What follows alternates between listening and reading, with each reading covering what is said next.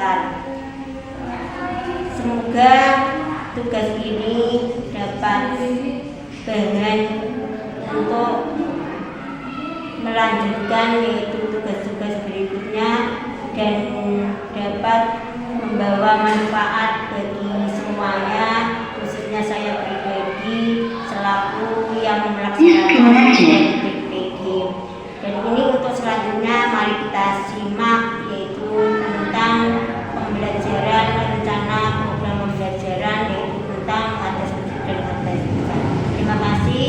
Assalamualaikum warahmatullahi wabarakatuh. Indonesia, hiduplah Indonesia. Indonesia hidupku, tanah tumpah darahku. Di sanalah aku berdiri, jadi pandu ibu. Indonesia bangsaku, bangsa dan tanah airku. Marilah kita berseru, Indonesia bersatu. Hiduplah tanahku, hiduplah negeriku, bersatu rakyatku semuanya. Bangunlah jiwanya, bangunlah badannya untuk Indonesia Raya. Indonesia yang merdeka, merdeka, tanahku, negeriku yang ku cinta. Indonesia yang merdeka, merdeka, hiduplah Indonesia Raya. Indonesia yang merdeka, merdeka, tanahku, negeriku yang ku cinta. Indonesia yang merdeka, merdeka, hiduplah Indonesia Raya. Terima kasih. Cara berwudu yang baik dan benar. Coba sebutkan cara rukunnya wudu apa saja? Satu, Membasuh tangan, nomor satu, mencuci tangan, ya nomor satu mencuci tangan. Ya nomor dua, terus berkumur saat berkumur, umur, kemudian ketiga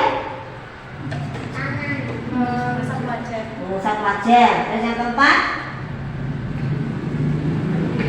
nah, mengusap rambut, mengusap kemudian kepala.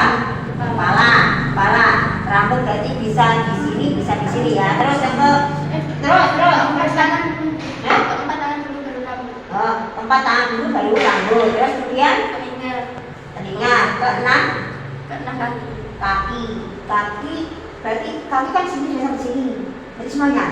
udah sampai atas mata kaki, Sampai mata kaki atau ke miri. Cara Jawanya kan kemiri. Berarti sambung ke kemiri. Dan siapa lagi yang bisa menyempurnakan urutan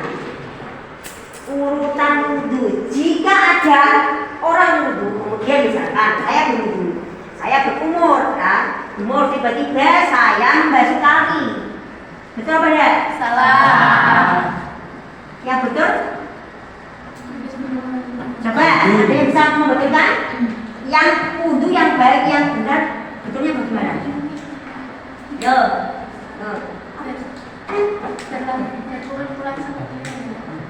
Tadi yang disebutkan Dinda itu betul semua. Tapi kalau ada orang wudhu diloncat-loncat, artinya tangan, kemudian langsung kaki, umur, langsung telinga itu tidak boleh. Harus tertib. Berarti kan 1, 2, 3 harus podo-podo terus dilakoni kabeh, sudah dijalani kabeh, nek ora urut berarti tidak sah. Tidak sah. Kalau wudhunya tidak sah, otomatis syariat Islam ibadah kita yang nanti kita kerjakan berarti yang nanti bisa tidak sah. Nek wudhu ora sah, selama ya ora sah. Kami ora sah, itu kudu efek untuk aktivitas yang lain dan juga tidak sah. Kan ini, jadi kan ini inna sholata tanda alif fasya wal munkar. Jadi sholat itu bisa mencegah perbuatan keji dan munkar. Nanti bersolat di sholat ora sah, bersolat becik dituhi. Jarine poso ora poso. Ya. Jarine poso ora poso, iku efeknya sholatnya ora temenan. Mergawe ora temenan kudune.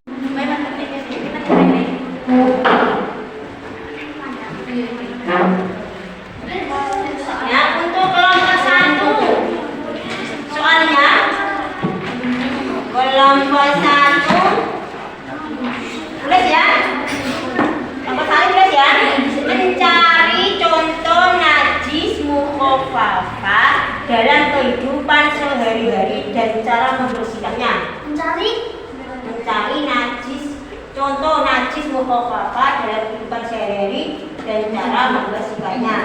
Untuk kelompok 2 tugasnya mencari contoh najis mutawasithah dalam kehidupan sehari-hari dan cara membersihkannya. Untuk yang kelompok 3, ayo langsung memposisikan.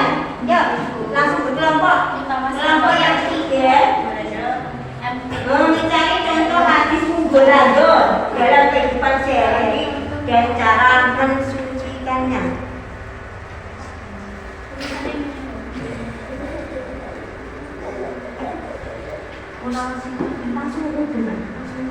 Ayo.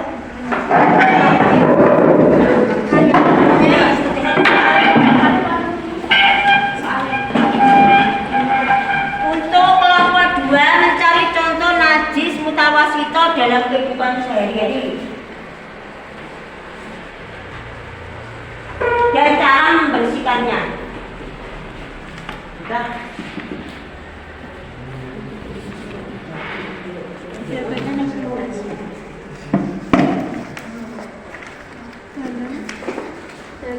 Kehidupan sehari-hari.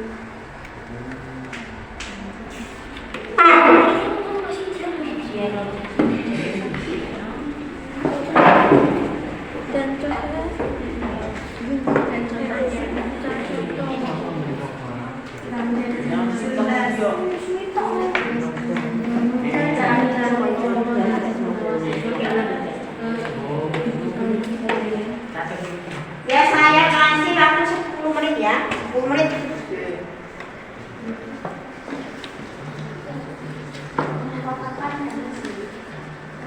Ditulis anggotanya, ditulis siapa-siapa.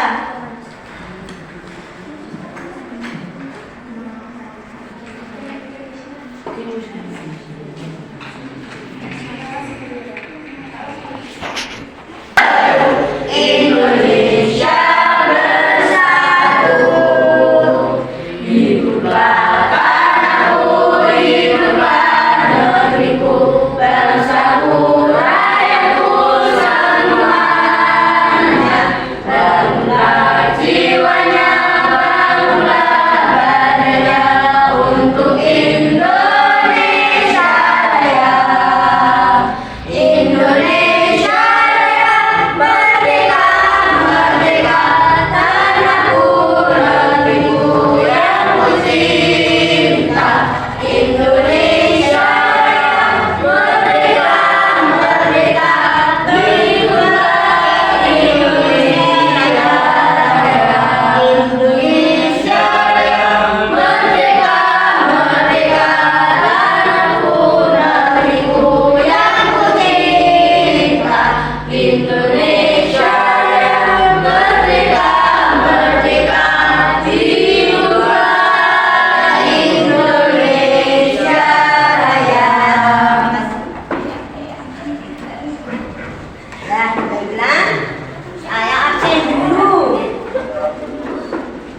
Ada yang sudah masuk? Ada. Saya absen dulu ya.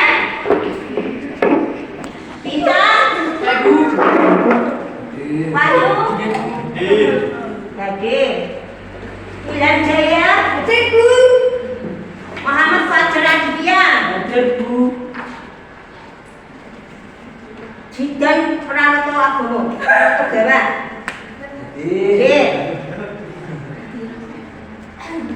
Nadim? Hadir Bu. Nasa? Mia Maudia? Umia Tristriani? Dinda? Astri? Amber? Hadir. Mei Ani? Hadir. Alhamdulillah berarti pagi kali ini ada lagi nihil semua ya? Hadir hadir? Mari kita buka LKS kalian semua, buka ya. Ini kita akan membahas tentang ketentuan bersuci dari hadas kecil dan hadas besar. Siapa yang tahu? Kan kalian pernah ya ketika di SD atau di MI sudah mempelajari tentang Rasulullah Shallallahu Alaihi Wasallam mengajarkan kepada kita agar bersikap tidak boros dalam menggunakan air ketika berwudu, dan itu yang menjadi kebiasaan wudu beliau. Anas bin Malik radhiyallahu anhu menceritakan, "Kana Nabi Shallallahu Alaihi Wasallam wa yaghtasilu bis-sa'i ila 5 amdad." Nabi Shallallahu Alaihi Wasallam berwudu dengan air 1 mud dan mandi dengan air 1 sa' hingga 5 mud. Hadis riwayat Muslim. Dalam riwayat lain, Anas radhiyallahu anhu mengatakan, "Kana Rasulullah sallallahu alaihi wasallam wa yatawaddau bimakub." Rasulullah sallallahu alaihi wasallam mandi dengan 5 makub dan wudu dengan 1 makub. Hadis riwayat Muslim. Ukuran 1 mud adalah ukuran volume sebesar 1 cakupan 2 telapak tangan orang dewasa yang digabungkan, sedangkan ukuran 1 sa' sama dengan 4 mud. Sementara istilah makuk adalah takaran volume seperti gantang. An-Nawawi menjelaskan bahwa yang dimaksud makuk dalam hadis ini adalah ukuran 1 mud. Di samping itu, Rasulullah Shallallahu Alaihi Wasallam juga melarang seseorang berwudu dengan mencuci lebih dari 3 kali. Dalam hadis dari Abdullah bin Amr bin As radhiyallahu anhuma, "Ja'a a'rabiyyun ila an-nabiy sallallahu alaihi wasallam yas'aluhu 'anil wudu' fa'arahu al-wudu'a thalathan thumma qala hakadha al-wudu' faman zada 'ala hadha faqad asa'a wa ta'adda wa zalam." Ada seorang Badui yang menghadap Nabi Shallallahu Alaihi Wasallam dan bertanya tentang tata cara wudu. Beliau pun mengajarkan wudu 3 kali. Kemudian beliau bersabda, "Seperti ini wudu yang benar. Siapa yang lebih dari 3 kali, dia telah berbuat jelek, melampaui batas dan zalim." Hadis riwayat Nasa'i dan disahihkan oleh Al-Albani.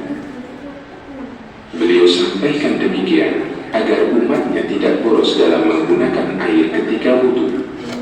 Cara wudu dengan keran: mulailah berwudu dengan membaca basmalah. Nyalakan keran secukupnya agar tidak boros dalam menggunakan air. Cuci tangan 3 kali sambil menyela-nyela jari.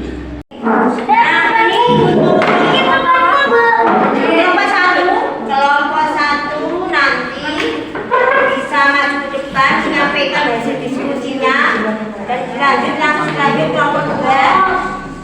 Kelompok 1 ini juga ya. Kelompok 2 nanti yang maju Nasa.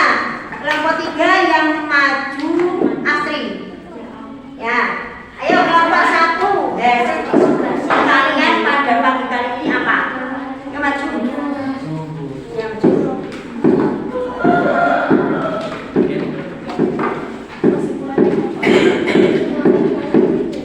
Assalamualaikum, saya mewakili dari kelompok setunggal. Soalnya adalah mencari contoh najis mukhafafah dalam sehari-hari dan cara membersihkannya. Jawabannya itu najis mukhafafah adalah najis kecil utawa ringan. Karena air kencing anak bayi laki-laki contohnya yang belum makan apa-apa sehat. Cara membersihkannya, tempat atau badan yang terkena air kencing dibersihkan dengan sapu supaya tidak bau lalu wudhu. Assalamualaikum warahmatullahi wabarakatuh. Ya, terima kasih. Ayo tepuk tangan untuk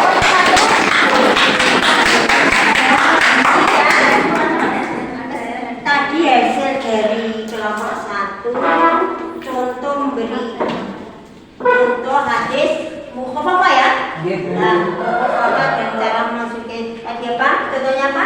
Contohnya itu terkena air kencing. Oh, terkena air kencing. Terkena air kencing anak. Tadi cara masuknya dengan apa? Dengan membersihkan dengan sapu tempat yang terkena. Nah, dibersihkan tempat yang kena najis. Sebenarnya lebih baik pakai sabun supaya tidak berbau. Nah, 100 kelompok 1 bagus sekali. Sekalian sudah bisa mengerjakan dengan baik. Sekarang dilanjut kelompok 3 dulu. Terus, iya kelompok 3 maju. Ayo. Kelompok 3.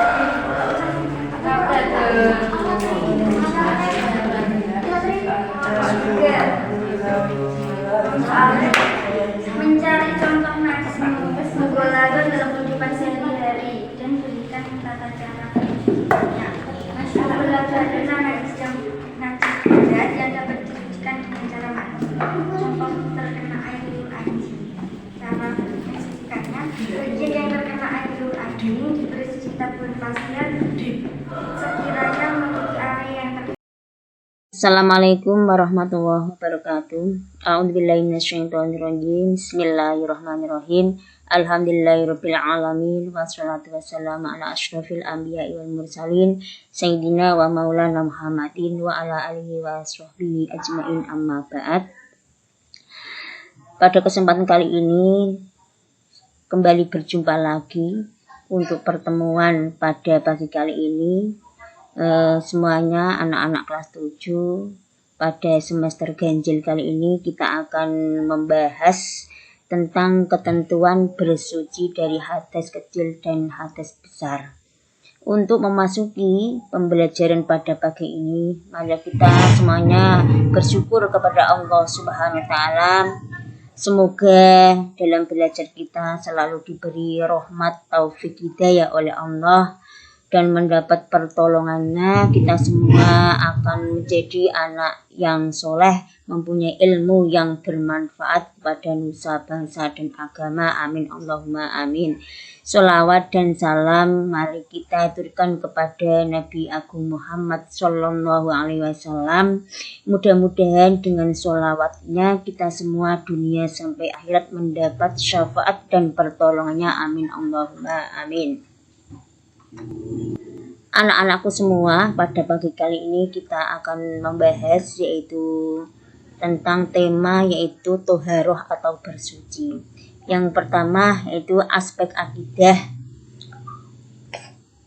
yaitu kita meyakini bahwa Allah Maha mengetahui, Maha waspada, Maha mendengar dan Maha melihat apa yang kita kerjakan. Yang kedua, menghayati perilaku hidup bersih sebagai wujud ketentuan bersuci dari hadas besar berdasarkan ketentuan syariat Islam. Yang ketiga, memahami ketentuan bersuci dari hadas besar berdasarkan ketentuan syariat Islam. Yang keempat, menyajikan cara bersuci dari hadas besar. Untuk selanjutnya pengertian toharo. Di sini toharo merupakan cara untuk mensucikan diri dari hadas kecil maupun hadas besar. Pengertian secara jelasnya ialah bersuci atau bersih. Pada hakikatnya tujuan bersuci adalah agar umat muslim terhindar dari kotoran atau debu yang menempel di badan sehingga secara sadar atau tidak sengaja akan membatalkan rangkaian ibadah kita kepada Allah Subhanahu wa taala. Toharoh ialah wajib bagi setiap umat Islam. Ini merupakan bahwa Islam sangat menghargai kebersihan jasmani dan rohani. An-nadhofatu minal iman. Kebersihan itu sebagian dari iman. Terdapat banyak cara mensucikan diri dari najis dan hadas. Di sini kami akan membahas mengenai hadas. Kata bersih memiliki beberapa makna, antara lain: 1. Bebas dari kotoran. Yang kedua, bening, tidak keruh. Maksudnya airnya tidak keruh, tidak berawan, tidak mendung. Yang ketiga, tidak tercemar atau terkena kotoran apapun. Yang keempat, tidak bernoda alias suci. Dan yang kelima adalah tidak dicampur dengan unsur atau zat lain alias asli. Selanjutnya, pengertian hadas. Hadas menurut bahasa artinya berlaku atau terjadi. Menurut istilah, hadas adalah sesuatu yang terjadi atau berlaku yang mengharuskan bersuci atau membersihkan diri sehingga sah untuk melaksanakan ibadah. Banyak cara dan tuntunan atau langkah-langkah mengenai bagaimana cara mensucikan diri dari hadas. Bersuci dari hadas ialah salah satu cara seseorang suci kembali setelah ia mendapat halangan sehingga ia tidak melaksanakan apa yang Allah perintahkan. Allah Subhanahu wa Ta'ala memang sangat menganjurkan hamba-hambanya agar senantiasa dalam keadaan suci lahir batin. Hal ini terdapat di dalam kitab Al-Quranul Karim. Bismillahirrahmanirrahim. Wa yad'uka 'anil mahid. Apa itu?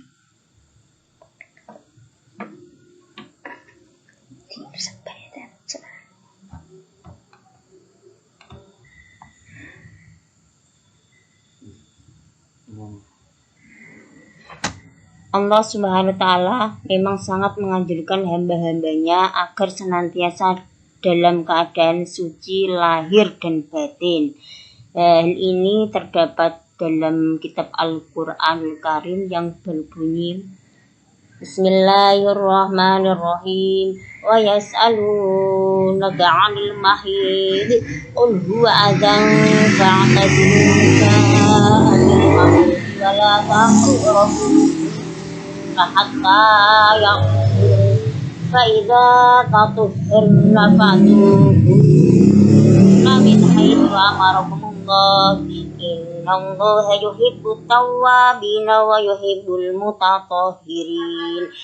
Dan mereka menanyakan kepadamu, hai Muhammad, tentang haid. Katakanlah, itu adalah sesuatu yang kotor. Karena itu jauhilah istri pada waktu haid dan jangan kamu dekati mereka sebelum mereka bersuci. Apabila mereka telah suci, campurilah mereka sesuai dengan ketentuan yang diperintahkan Allah kepadamu. Sungguh Allah menyukai orang-orang yang tobat dan menyukai orang-orang yang menyucikan diri. Di sini ada dua hadas, yaitu hadas besar dan kecil. Untuk cara mensucikan hadas besar, kita dengan melaksanakan mandi atau jinabat. Untuk mensucikan hadas kecil dengan cara berwudu. Kemudian selanjutnya adalah pengertian hadas. Hadas menurut bahasa artinya berlaku atau terjadi. Menurut istilah, hadas adalah sesuatu yang terjadi atau berlaku yang mengharuskan bersuci atau membersihkan diri sehingga sah untuk melaksanakan ibadah. Di atas menjelaskan bahwa bersuci untuk menghilangkan hadas dapat dilakukan dengan dua cara, yaitu berwudu dan mandi. Ini diterangkan dalam kitab Al-Quran. Ya ayyuhalladzina amanu idza qumtum ila sholati faghsilu wujuhakum wa aydikum ilal marafiqi wamsahu liru'usikum wa arjulakum ilal ka'bain. Hei orang-orang yang beriman, apabila kamu hendak melaksanakan sholat, maka basuhlah wajahmu dan tanganmu sampai siku, dan sapulah kepalamu, dan basuh kedua kakimu sampai kedua mata kaki. Jika kamu junub, maka mandilah. Ini ada anak-anak, ada syairan untuk mengingatkan kita dan untuk menghafalkan kita bagaimana cara berwudu yang baik dan benar.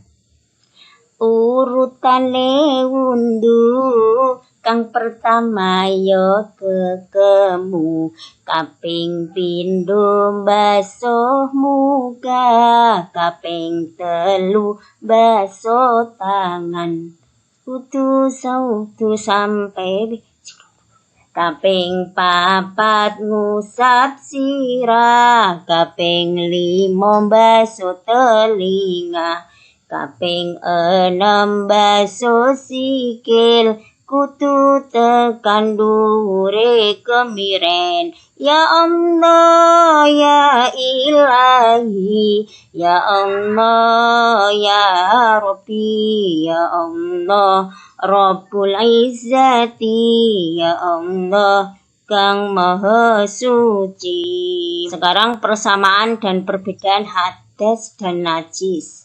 Persamaan hadas dan najis adalah keduanya hal tersebut dapat menyebabkan sholat, tawaf, dan beberapa ibadah lainnya menjadi tidak sah. Sedangkan perbedaan dari keduanya adalah mensucikan najis, yakni dengan cara membuang dan membersihkan benda najis itu dari tempatnya. Sedangkan mensucikan hadas selain dengan menghilangkan benda najisnya, tetapi juga harus dengan wudu atau mandi wajib. Yang selanjutnya, mensucikan najis tidak perlu niat, sedangkan mensucikan hadas harus dengan niat. Membersihkan hadas termasuk masalah ta'abbudi, sedangkan membersihkan najis bisa dilakukan sesuai kondisi. Najis yang jumlahnya sedikit dapat dimaafkan, sedangkan hadas tidak ada pemaafan. Macam-macam hadas dan cara mensucikannya. Menurut fikih, hadas dibagi menjadi dua, yaitu hadas kecil. Hadas kecil adalah adanya sesuatu yang terjadi dan mengharuskan seseorang berwudu apabila hendak melaksanakan sholat. Contoh hadas kecil adalah sebagai berikut: keluarnya sesuatu dari kubul atau dubur, tidur nyenyak dalam kondisi tidak duduk, berbaring, terus menyentuh kubul atau dubur dengan telapak tangan tanpa ada pembatas, kemudian hilang akal karena sakit atau mabuk. Untuk yang kedua adalah hadas besar. Hadas besar adalah sesuatu yang keluar atau terjadi sehingga mewajibkan mandi besar atau junub. Contoh-contoh terjadinya hadas besar adalah sebagai berikut. Yang pertama, bersetubuh, hubungan suami istri. Yang kedua, keluar mani, baik karena mimpi maupun hal yang lain. Yang ketiga, keluar darah haid. Yang keempat, nifas. Dan yang terakhir adalah meninggal dunia. Dan larangan bagi yang sedang junub. 1. Melaksanakan sholat. Yang kedua, melakukan tawaf di Baitullah. Yang ketiga, memegang kitab suci Al-Quran, kecuali Al-Quran yang pakai terjemah. Yang keempat, membawa atau mengangkat kitab Al-Quran, kecuali yang pakai terjemah. Yang kelima, membaca kitab suci Al-Quran. Yang terakhir, berdiam di masjid atau iktikaf. Sekarang rukun mandi wajib. Yang pertama, niat mandi wajib. Yang kedua, menyiramkan air ke seluruh tubuh dengan merata. Yang ketiga, membersihkan kotoran yang melekat atau mengganggu sampainya air ke badan. Kemudian tata cara mandi wajib. 1. Membasuh kedua tangan dengan niat yang ikhlas karena Allah. Yang kedua, membersihkan kotoran yang ada pada badan. Yang ketiga, menyirami rambut dengan sambil menggosok atau menyilanginya dengan jari. Yang keempat, menyirami seluruh badan dengan mendahulukan anggota badan sebelah kanan dan menggosoknya dengan rata. Yang kelima, apabila dianggap telah rata dan bersih, maka selesailah mandi kita. Kemudian, sebab atau alasan orang mewajibkan mandi. Yang pertama, bersetubuh atau bertemunya dua khitan antara laki-laki dan perempuan, meskipun tidak keluar air mani. Yang kedua, keluarnya air mani yang disebabkan bersetubuh atau sebab lain. Yang ketiga, meninggal dunia atau yang bukan mati syahid. Yang sudah barang tentu pengertiannya mandi di sini adalah dimandikan. Yang keempat, selesai haid atau menstruasi. Yang kelima, setelah melahirkan. Dan yang keenam, selesai nifas atau berhenti darahnya setelah melahirkan. Lah, itu adalah materi pada kali ini, yaitu tentang toharoh, di mana bersuci ini adalah sangat penting bagi kita umat Islam untuk melaksanakan ibadah, terutama ibadah sholat, ibadah tawaf. Di sini tadi sudah saya terangkan dengan gamblang dan jelas bahwa persyaratan untuk melaksanakan tersebut itu ada dua, yaitu dengan cara berwudu dan mandi wajib. Apabila tidak ada air, maka diganti dengan cara bertayamum. Jadi sahnya sholat kita sebagai umat Islam itu harus bersih dari hadas kecil maupun hadas besar.